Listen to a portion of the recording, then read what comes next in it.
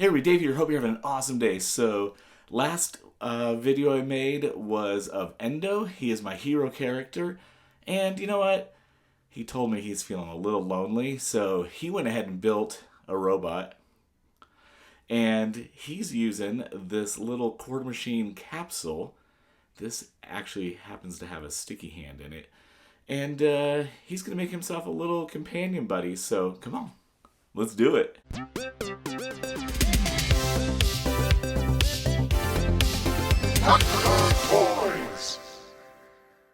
All right, so here's my little capsule.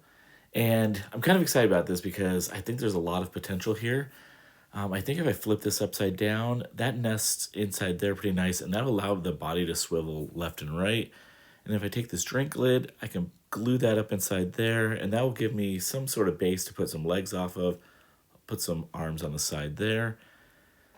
I'm going to go ahead and just start gluing this together. Now, there's not a lot of surface area for this lid to glue into this, so I'm going to do this for now. I'm going to have to maybe at some point come up with a better solution, but I'm using a little kicker just to help cure that all together.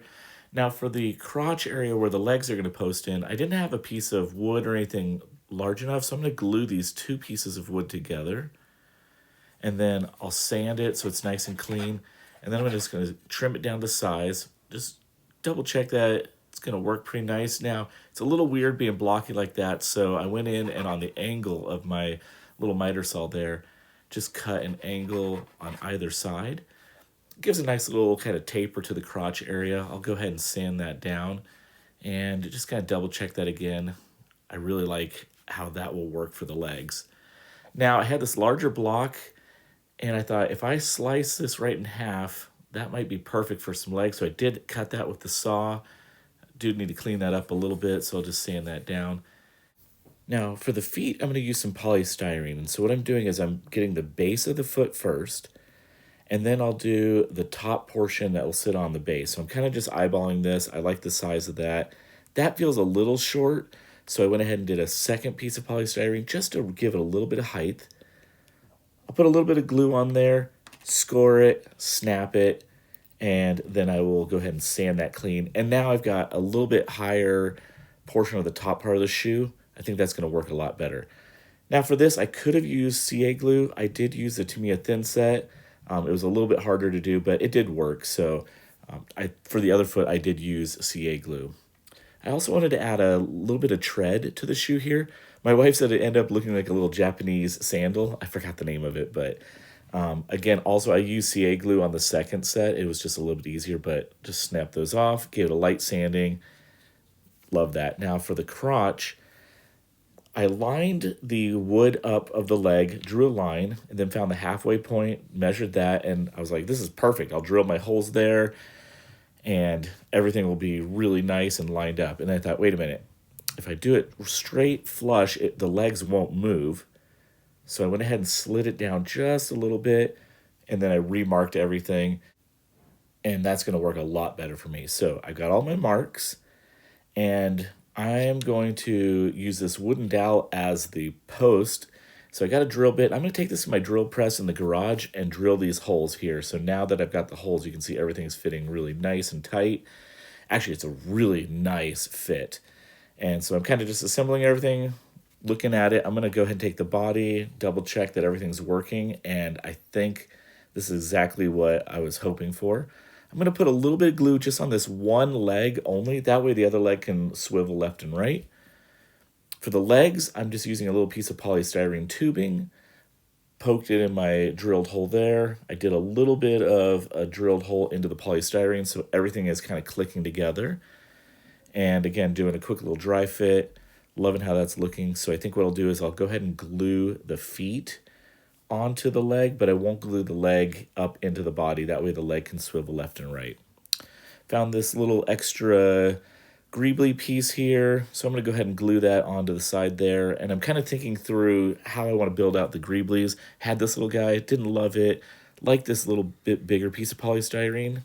Kind of fills out the space a little bit more.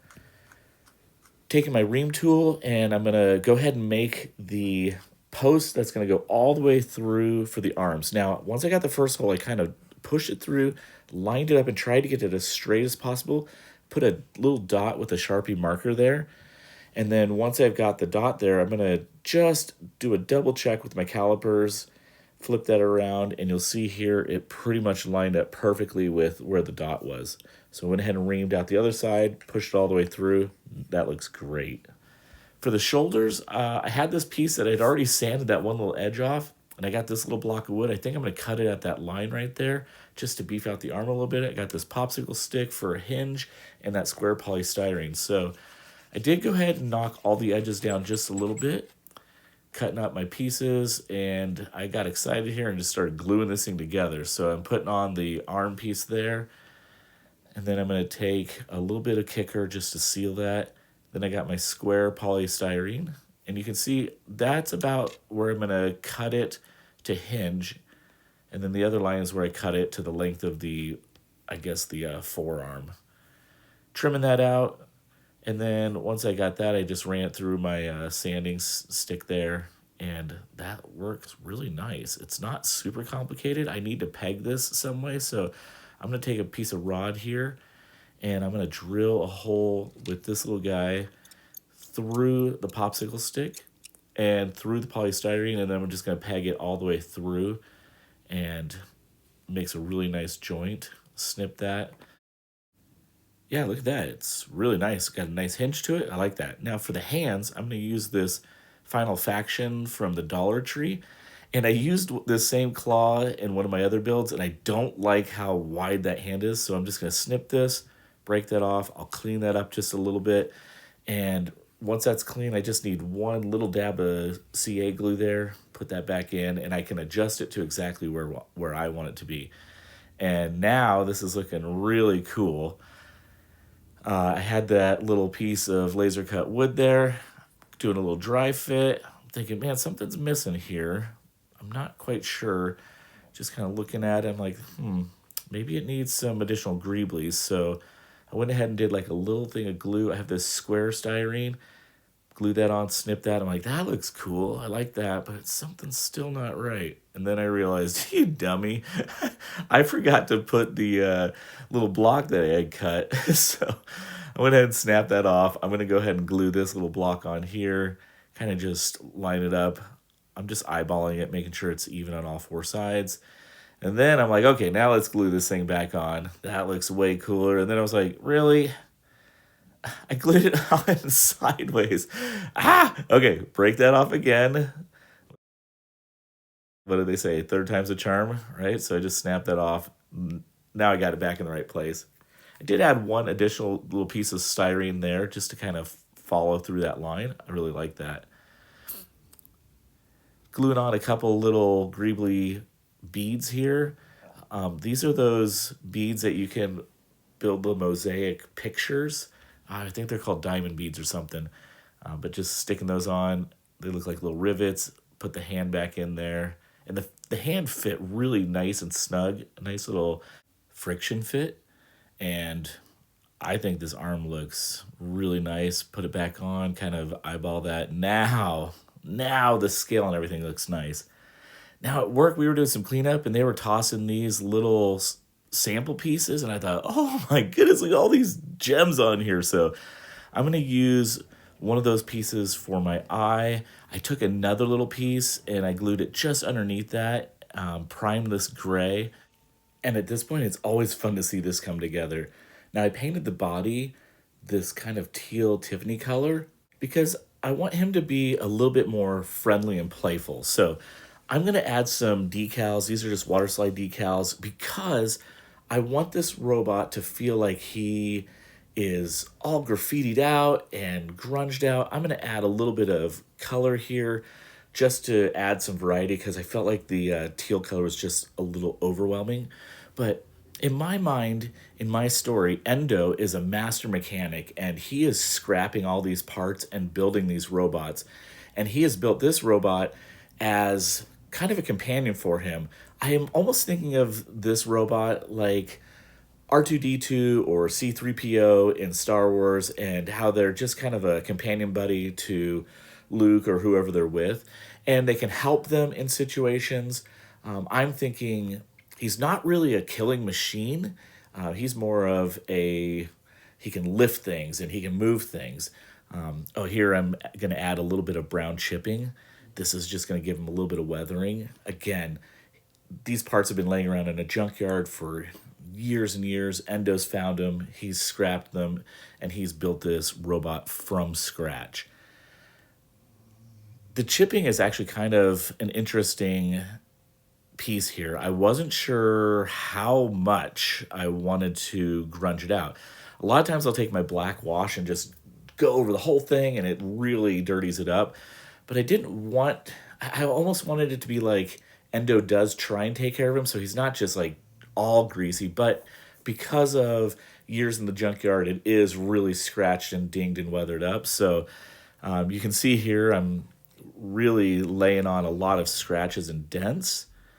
But I like the storytelling of this. Again, it's just showing all the years that this machine has been used and has gone through. So I'm going to do some additional weathering on the legs here. And then I'll do an additional set of chipping on the waist portion. And now what I'm doing is I took a little bit of brown shoe polish, just the Kiwi liquid shoe polish, and I squirted a little bit into a cup, and then I added some water to it just to kind of water it down. Now, what I'm doing is I'm trying to put just another dimension of light grime. Like I was saying, I don't want to just black this whole thing out and it's just disgusting. So I'm kind of just brushing on, dabbing off, brushing on, dabbing off. And it's super subtle, but it is giving just this little hint of wear and tear. Then I'm going to take this Vallejo rust and kind of punch it just a little bit. Again, I'm not going to rub this over the entire body. I'm going to be very deliberate of where I'm putting this, maybe where water is streaking down. Kind of thinking through how would it come off of the lens? How would it come off of the rivets? And so I'm going to go through the entire robot body and all the different components and kind of work through this. But I love this Vallejo rust. It really adds a nice pop. Water would collect along the rim here, so I think that looks great. All right, here is kind of a finished look at the weathering of the body, and it is exactly what I was wanting. I made this little metal piece and I put 3 little tabs on there so it can be raised off of the body a little bit. I think it gives a really cool little panel. And I'm gonna put the rest of this thing together and we'll wrap this one up. All right, this turned out really great. I think he's a super cool companion friend for Endo. Again, he's not really a killing machine, but you know, if push came to shove, I think he could help out. But yeah, I think he turned out really cool. Hang tight because at the very end, I'll do a little shot with Endo and him together. But for now, let's do some turnaround shots of this thing. And as always, it's a great day to be a toy nerd. Have a great one.